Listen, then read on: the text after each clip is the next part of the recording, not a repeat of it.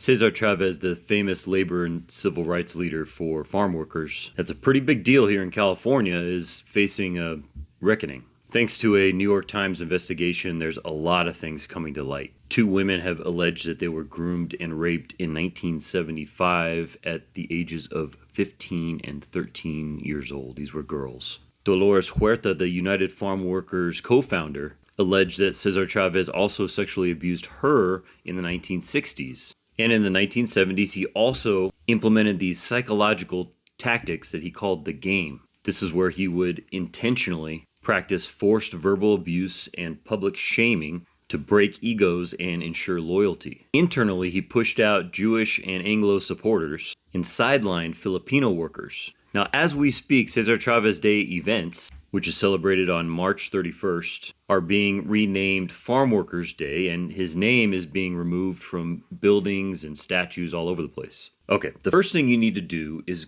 go to the Washington Post and read the opinion article by Elizabeth Cobbs on this. It's called Cesar Chavez and the Lies the Left Tells Itself, I Know Them Well.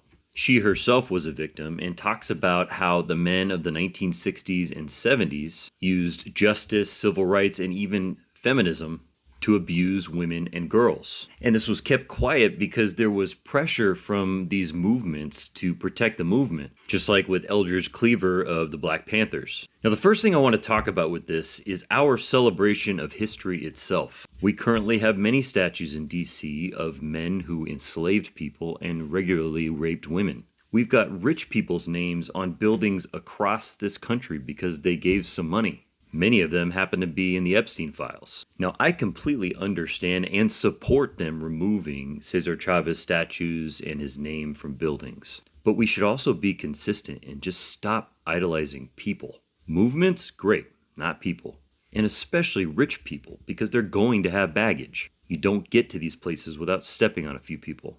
I definitely don't think, for instance, we should have the Jefferson Memorial. And then for the second thing, I want to go back to the lies of the left. And this is obviously not just a problem with the left. We tend to be more forgiving of people, for lack of a better term, when they're in our tribe.